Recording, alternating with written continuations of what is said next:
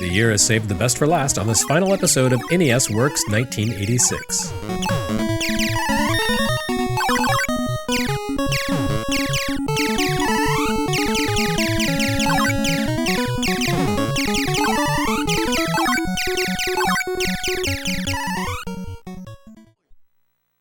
I'm afraid I've gone and made a liar of myself. Last week I said that proper and satisfying arcade ports on NES were a near impossibility, and yet here we are with a prime example of the form.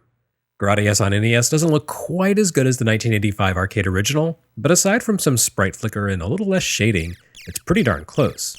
More importantly, it plays authentically without any significant compromises to the mechanics or action.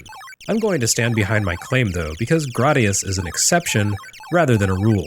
Arcade conversions of this quality didn't happen often because most NES games didn't originate from Konami, a company that pushed the hardware to its limits from its very beginning. One of gaming's longest running and goofiest memes is to jokingly confuse Konami and Capcom for some weird reason. But one need only look at the early days of NES third-party releases to be disabused of that habit.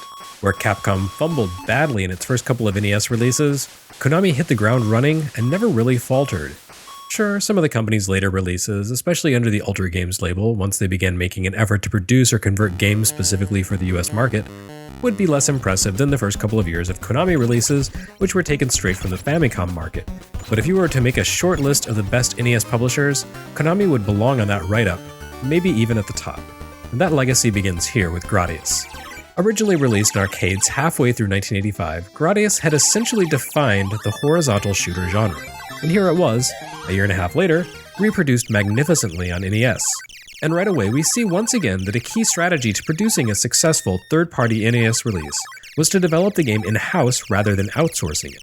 As with Commando, this conversion of Gradius came into being within the walls of the company that designed the arcade original. In fact, one of gaming's most iconic insider references emerged from Gradius's development. One of the project leads, Kazuhisa Hashimoto, found himself vexed by the extreme difficulty of the game and built a cheat code into the NES program for his own use. By inputting a string of characters, Hashimoto could outfit his ship with a maxed-out weapons payload with which to take on the bad guys. By no means did this code make the game a cakewalk, of course. One of Gradius's defining traits has always been that if you die, you find yourself woefully underpowered at a difficult checkpoint. Still, this one little edge the code provided appears to have been popular enough with players, once it was discovered, for Konami's developers to repurpose it over and over again throughout many of their works, sometimes in tricky variants, for a variety of purposes. And it all began here with Gradius. Konami had been around for nearly 30 years by the time it became an NES third party. Much like Sega and Namco, the company emerged from the post-war Reconstruction era as a coin-op amusement vendor. And like Namco and Sega, they ventured into video games in the 70s. Under various distributors, Konami had achieved global success with some of its arcade creations in the early 80s, such as Frogger and Time Pilot, the latter designed by 1942 director Yoshiki Okamoto, before moving over to Capcom. One of those early works by Konami, 1981's Scramble, helped form the underpinnings of the horizontal shooter genre. In an era where games almost always consisted of action restricted to a single screen, Scramble built on Defender's ability to scroll forward. Unlike Defender, which dropped players into a sort of infinitely looping torus in space, Scramble scrolled at a fixed rate in a single direction through steadily unfurling scenery. This was a simpler design than Defender's in many ways, relieving players of the burden of managing the screen's movement and allowing for more preset, pattern-based hazards. Scramble also turned Defender's ground-focused rescue mechanic into something similarly straightforward. Rather than swooping down to snatch helpless civilians away from the clutches of alien marauders, players instead simply needed to blow up targets. Fuel tanks littered the landscape in Scramble, and by destroying them, players could top off their starfighters' constant fuel depletion. No, it didn't make sense, but it added something more to the game design than simple shooting, a second factor for players to consider and manage. While Scramble has more or less been forgotten by time, it had a huge influence back in the day. Shift its dual air and ground combat into a vertical format and you have Namco's Xevious. Make it isometric and you have Sega's Zaxxon. And if you strip out the fuel management and replace it with a power-up scheme, you have Gradius.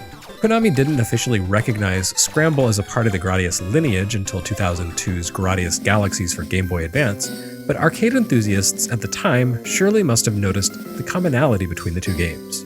Scramble saw only a single home conversion in its day, a port to the slick but unpopular Vectrex mini console. Gradius, on the other hand, appeared in just the right place at just the right time to cement itself as a beloved classic. Coming to the US just in time for the NES's first nationwide holiday season, Gradius stood apart from the rest of the console's fare. Even on shelves, it caught the eye. Konami debuted the trade dress their NES games would wear for most of the console's life right here, with beautiful hand-painted artwork framed by silver trim and a sort of gradated Venetian blind effect. Aside from Data East, every other 1985 or 1986 release for NES featured dark packaging, decorated with simple pixel or cartoon art, or in the case of Capcom's boxes, a nice painting reduced to a tiny window.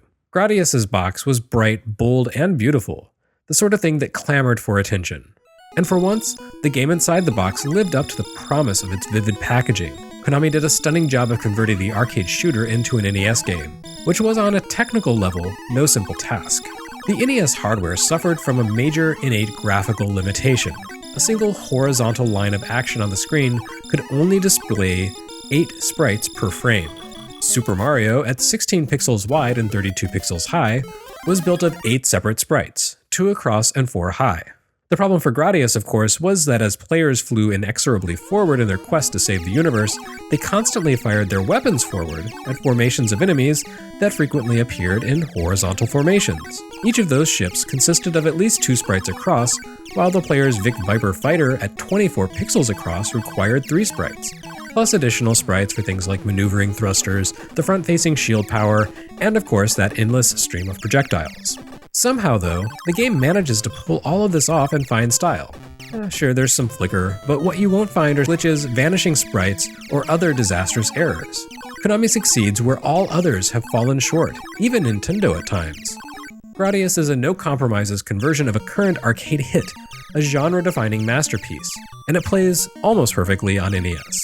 Gradius takes the basic design of Scramble and reworks it, with much of the central impetus in the game centered around a clever, customizable power-up scheme. Where most shooters simply gave you randomized or arbitrary power-ups, Gradius gave players the freedom to tweak their loadout as they went along. So, where you were stuck with a rigid, predetermined sequence of power-ups in 1942, Gradius lets you select your weapon's choice on the fly. The secret is in a power-up bar running along the lower edge of the screen. As players destroy certain enemies and formations, those defeated fighters drop power-up capsules. On their own, though, these capsules do nothing. Instead, they grant you an opportunity to choose a new skill. The power-up bar consists of 6 blue icons placed above the score indicator, each with a description inside: speed up, missile, double, laser, option, and question mark. When you grab your first capsule, the leftmost icon, speed up, turns orange, indicating it's active. For each capsule you collect, the power-up indicator along the bottom advances a notch, and if you let it advance all the way through past question mark, it cycles back to speed up. However, if you hit the B button at any point along the way, that power-up will be transferred to your ship, and the cycle will start all over. In this way, you can adjust the Vic Viper's loadout differently each time you play, or even each time you respawn, assuming you can survive long enough to collect enough capsules. Gradius's power-up bar is both the saving grace and the agonizing bane of the game, allowing you profound flexibility in your approach to different situations, but also punishing you mercilessly when you die. Death in Gradius results in the loss of all your active powers, and it also causes the active power-up bar icon to reset back to speed up. If you die toward the end of a stage, Gradius will restart you at the midpoint of that level, about 5 seconds from a swarm of enemies and bullets. Good luck surviving that long enough to power yourself up again. By default, the Vic Viper isn't much to look at. It fires a tiny, rapid projectile forward and moves around a lot more sluggishly than enemy projectiles do. Power it up a few times though, and the Viper becomes this tiny engine of zippy destruction. Each power-up notch grants a new ability, some of which are cumulative, while others are mutually exclusive. Speed up, for one, can be selected multiple times, though it's entirely possible to go overboard with it and end up with a fighter so twitchy you can't maneuver it through dangerous spaces.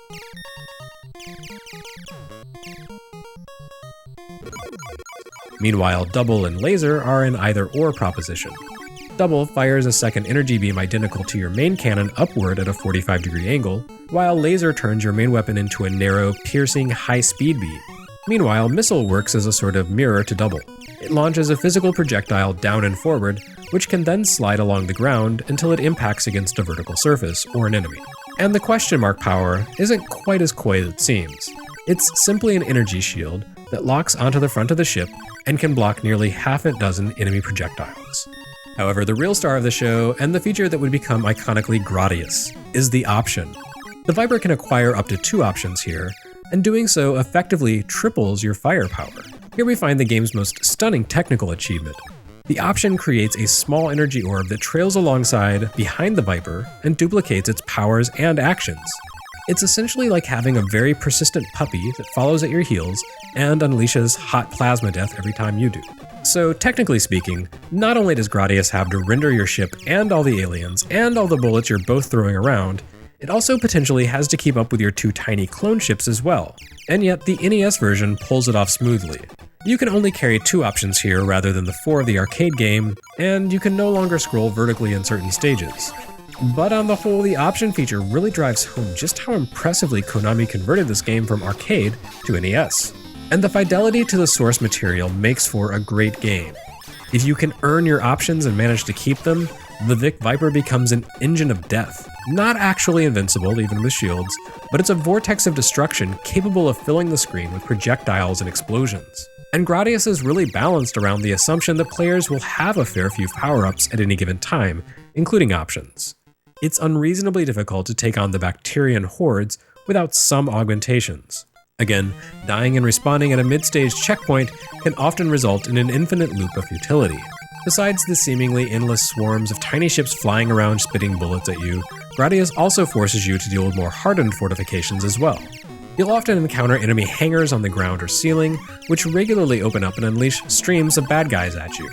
Then there are the more unconventional dangers. At the end of the first stage, the scrolling comes to a halt and a pair of volcanoes begin firing twin fountains of rock into the air, with no single space on the screen offering a truly safe haven. The second and 6th stages consist of destructible scenery through which the player must carve a path. And of course, stage 3 consists of a gauntlet of Moai heads, inexplicably transplanted from Easter Island and installed in an asteroid field to spew rings of destruction at the player. I've never seen an explanation of why Moai heads appeared in Gradius, or whose idea it was, and I kind of like it that way. As with many things about the series, it's odd and unique, and creates an intriguing sense of mystery that fuels the perception that yes, you're battling through a bizarre alien landscape. Most of Gradius's 7 stages follow a common pattern. You begin with an approach sequence through space, wherein formations of enemy ships line up and attack. After a short while, you reach the main portion of the stage, which typically, though not always, consists of a sort of tunnel lined with hazards like gun emplacements or Moai heads. At the end, you face some sort of mini-boss or enemy rush gauntlet, then you go face-to-face with the boss. The first 5 stages all feature the same main boss, the Big Core ship. It's a large, squarish vessel with a gem-like core at its center, protected by a triple-layered shield. The Big Core moves up and down, firing wave after wave of projectiles at you, and you evade its fire while trying to concentrate your attack on its core. The Big Core, like so much of Gradius, has become a part of video game iconography. That includes things like the Konami code, and also the Vic Viper, the power-up system, and those Moai heads, and more. Konami continued to produce Gradius sequels for 25 years, abandoning the games only when the company essentially departed from the video games industry altogether. Gradius had long since become a relic, like all shooters, but affection for and references to the series popped up constantly throughout the company's catalog. And this version of the game proved to be a substantial hit in all territories, by far the best-selling version of Gradius. As such, it's been in constant circulation for years, beginning with a goofy Japan-only promotional version of the game that replaced power-ups with instant ramen, continuing with Nintendo Virtual Console, and even putting in an appearance as one of the 30 games on the classic NES edition. The series also inspired its share of spin-offs through the years: Salamander and Life Force, the Nemesis games on MSX and Game Boy, Parodius, and even Automedius. And Gradius itself has given us some incredible sequels, such as the stunning Gradius Gaiden for PlayStation and the utterly majestic Gradius 5, one of legendary developer Treasure's swan songs. The original Gradius does seem a bit dated by modern standards. It's a fairly slow-paced shooter with limited visuals and mechanics that would be improved on by countless sequels and successors. Still, I think looking back at this game in the context of its original release, here in NES Works 1986, helps explain why Gradius was such a big deal. This was far and away the most technically impressive NES release outside of Super Mario Bros. At the time of its debut. A sizzling hot arcade shooter converted brilliantly. Home consoles in the US had never seen its like, from its beautiful packaging to its rock-solid action. The NES would eventually see a fair few shooters that would leave Gradius in the dust. But here, at the very end of 1986, Konami gave us a game that set a standard not only for console conversions of arcade games, but for NES action games as a whole. This first year of the NES's life as a nationwide business venture has been pretty rocky, but it's all led up to this, and I'd say the destination was worth the journey.